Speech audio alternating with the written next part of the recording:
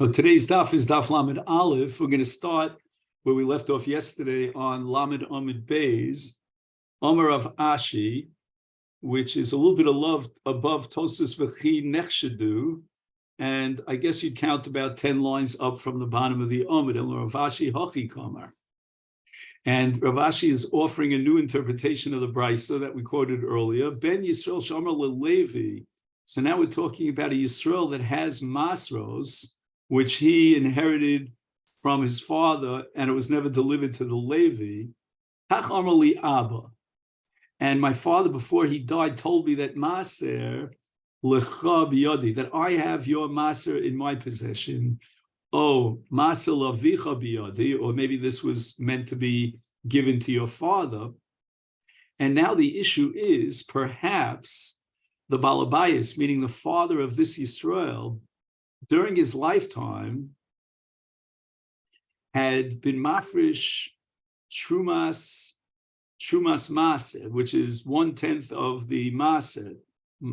That's called maser shebemaser, and choshin letrumas maser shebo. No, we're not going to assume that the father was mafresh trumas maser, and therefore the Levi, when he receives this maser, is going to have to be mafresh trumas maser. It's tevel letruma. Now, even though you might say that a balabayis would not allow a maser to just be floating around if it was tevel without taking off trumas maser, but kevan delo kitz lo avi mesakin le balabayis.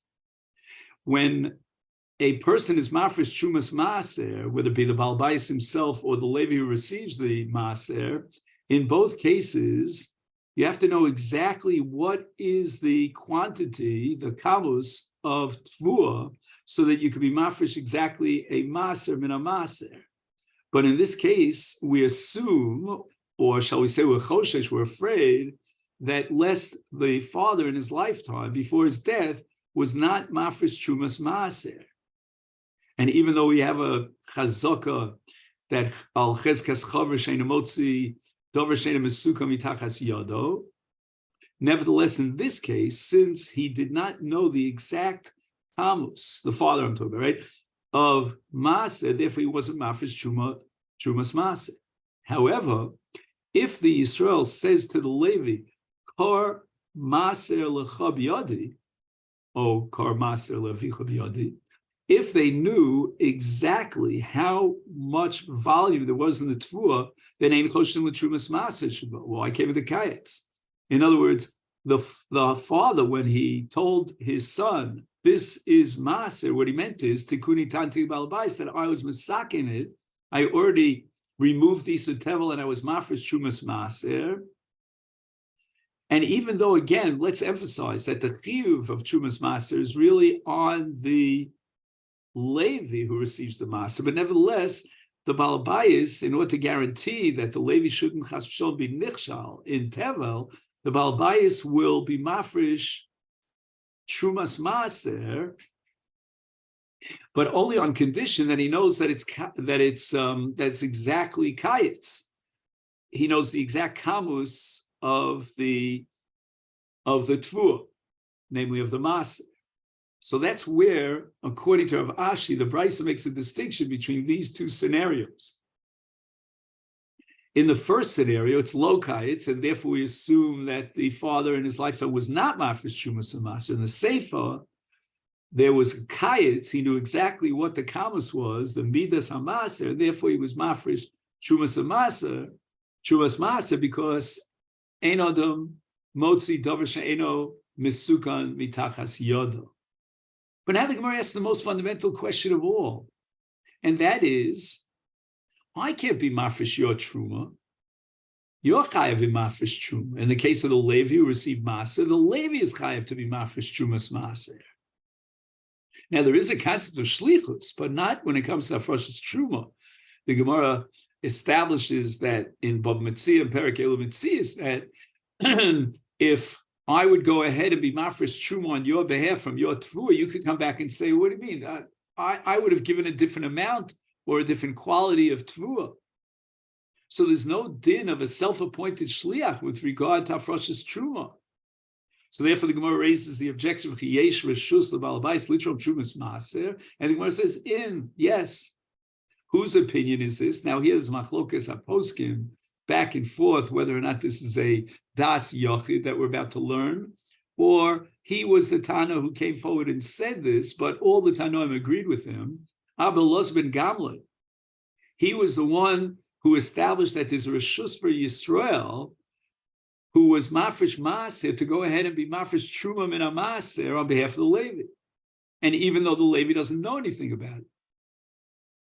The Sanya we learned in the Brayso, Abba Lozer ben Gamla Omer, and now we're going to have the drasha of Rabbi Lozer ben Gamla, of Abba Lozer ben Gamla.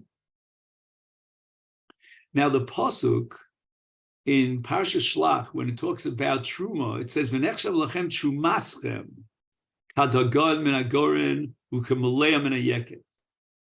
And Abba is very interested in the Lashon Rabim, in the plural of Trumaschem.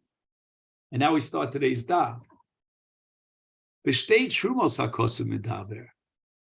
The Torah is obviously talking about two Trumos. Now we know that there are two Trumos. There's a Truma that's taken off by the Balabayis for the Kohen from his Tvuah after what's called Kri, after they pile it all up. And then there's another Truma that's taken by the Levi from the Masa that he received from the Israel. Achas Truma Gedol, the Achas Trumas Masa. This pasuk is combining with a Hekesh these two categories of Truma. And all the laws of classic Truma that apply to Israel will now be applied with regard to Trumas Maser from the Masa that's given to the Levi. And we're going to have three dinim that will be equated. Number one, Kishem shetruma gedola niteles bi omed. Now let's understand. On a Doraisa level, we have a principle called Chita Achas Poter Sakri. All you need is one kernel of grain for truma. Midrabanan, you have to give either ayin ra, ayin beinis, or ayin tov. Ayin ra is 1 over 60, ayin beinis is 1 over 50, 2%, and ayin tova is 1 over 40. And yet, you might think that if a person generally is, let's say, he's mida beinis, he gives 2%. So there should be an omed. An omed means that, I'm saying the opposite of omed, that omed is not enough. You can't just look at the kri and just imagine to yourself what exactly is 2%. You've got to get down into the trenches and calculate and compute exactly how much is 2%. No, the din is that Truma Gedola, since on a Doraisa level, is Chita Achas Poter Sakri, therefore, and he tells Ba'omed that you don't need to measure it all out and see what the, what the weight is and what the volume is or anything like that. Just simply give what you think is the appropriate amount of Truma. Number two, another halach that applies to Truma is Machshava. That's called Nosein Eino Mitzad Zeh, V'ochel Mitzad Acher. You don't even have to do a Maisa Afrosh. Machshava is enough. Now we're going to have a third din, which we'll get to in just a minute, but first in terms of these two dinim that apply to Truma Gedola, is Kach Trumas Mas, and he tells Ba'omed u'Machshava. So that's what we learn from this Hekesh of Trumas. Furthermore, another basic halacha is Kshem sheyesh lo reshus ba'albayis litrom Truma Gedola. Just like, again, the word reshus here is a little bit confusing because it's a mitzvah. It's not just a reshus to be mafresh Truma Gedola. Kach yesh reshus ba'albayis litrom Trumas Mas. So the pasuk is being mechadesh, an unbelievable chiddush that I, as the Balabayas who is Mafresh Maser, even without notifying the Levi, I can become, in quotation marks, his so-called shliach, his ba mikocho, and his agent to be Mafresh Trumas Mas. And this leads us to the Mishnah on Daf Lamed Aleph Amud Aleph. Haminiach peros lios Mafresh alim Trumo Masres. Now, what happens if a person, let's say, he designates certain fruits that he will eventually be mafresh as truma maser. He hasn't yet done so, but he has to be masakin his tevel, and these are the payros from which he's going to be masakin the tevel. The problem is that it's in, let's say, a refrigerator or wherever he keeps it in storage, and he's not necessarily certain that at the time that he's actually going to implement afrosha, the payros are still intact. Maybe in the meantime, they rotted away, although you can be mafresh with rotten truma, with rotten tua, but after a certain point, if it's very, very rotten, it's inedible. Then, so how does he know that the tvua that he's designated for an ultimate afrosha is still around? If not, he might be over an Isur Tevel chas v'shalom. So the principle here is somchen ala chazaka. We've been learning about this principle over and over again over the last couple of dapim, like the shliach who came from Medina Sayyam with a get, and he doesn't know whether the Baal Bais is still alive. So we have a chazaka. And here too, the Mishnah establishes that he can rely on this chazaka. Now we're talking about Trumas and Masers, that comes from Tfuah. In the case of Maser Sheni, we have Mos. What does that mean, Mos? That a person transfers the Kedusha of Maser Sheni from the Tfuah over to Mos. And now he took these Mos and he put them in a certain place. And his intention was Lios Mafresh Aleim Maser Sheni, which means that after he goes ahead and he's mafresh 10% of his tfuah for Maser Sheni, and that's on the first, second, fourth, and fifth years of the Shemitah cycle, then the Peiros Maser Sheni that he will eventually be mafresh will be mechulalim on these modes. He'll make that chilul, or that pigeon, transferring the kedusha, as it were, from the Maser Sheni over to the modes. Is mafresh aleh b'chezke shen kayomim. He can go ahead and do the afrosha and assume that whatever peiros or tfuah he designated, whatever mos he put away on the side, they're still there. Lo nevdu, we're not choshish for aveda with an aleph. Im avdu, if he finds out that they were lost, then he's got a problem because he doesn't know exactly when they got lost. And let's say, for example, in deterioration of peiros, it's a process that goes over a certain period of time. So here's where the Mishnah is going to introduce a halacha called me'es la'es. And on this halacha, me'es la'es is going to be a gigantic plugta, exactly what me'es la'es means. But basically, just in general terms, a general sketch, is that he has to be choshesh that the peiros were already lost, going back me'es la'es. Now, me'es la'es literally means at this time a day ago, which would mean 24 hours ago. So if he was mafresh peiros for the sake of these of that which he designated, and we don't know if they were kayomim at the time of afrosh, he has to be choshesh me'es la'es. Now, what's me'es la'es in this particular context? So there's shas hafrosha. And then there's the moment that he placed aside these peiros. Divrei Rabbi Elazar. And we don't know exactly what Rabbi Elazar means here by me'es la'es. The Gemara is going to offer two interpretations. And it's interesting, one of the interpretations is Rabbi Yochanan, the other is Rabbi Elazar, but not the same Rabbi Elazar, the Tana, but Rabbi Elazar and Amora. So that's what we're going to try to figure out, according to Rabbi Elazar and our Mishnah. What does it mean, me'es la'es? What is the chashash that goes back earlier in time?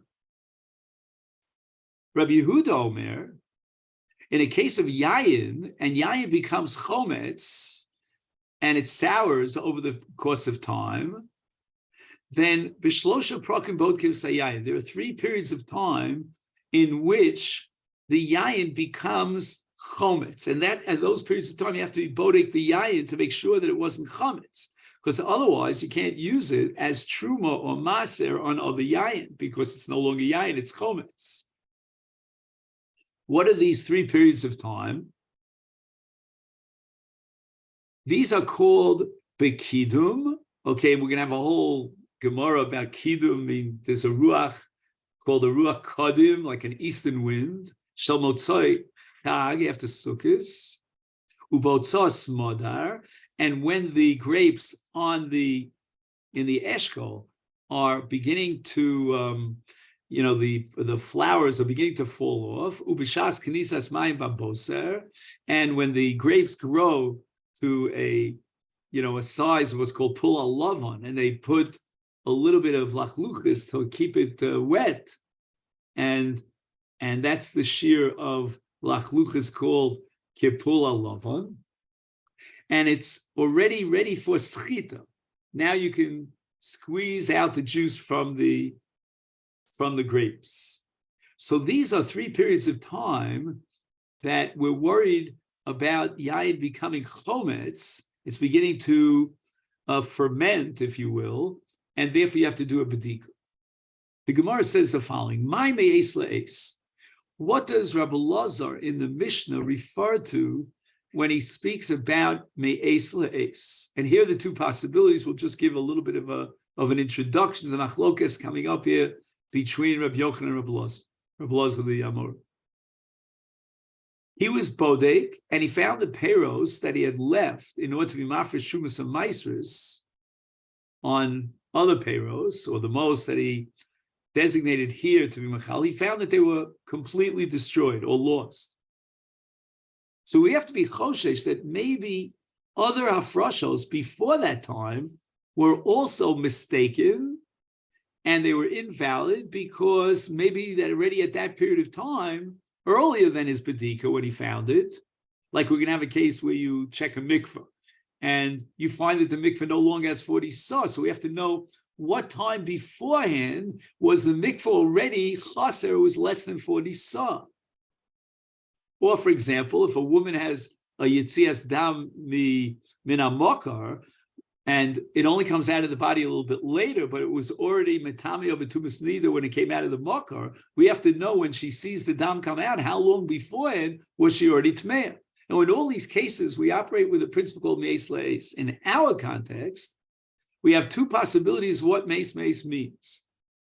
It could be meis leis means from the moment of the bedika. And that's the shita of Rabbi Yochanan. My meis leis, Rabbi Yochanan, meis leis shel bedika. In other words, now you discovered that the peros are lost. You assume lechumra to suspect that maybe they were lost 24 hours before your bedika. And Rabbi Lazar ben Antignos Omer, Mishum Rabbi Lazar Rabbi Yanai, and once again, we're not talking about Rabbi Lazar in our Mishnah the Tana, the Eis le'eis shel hanocha.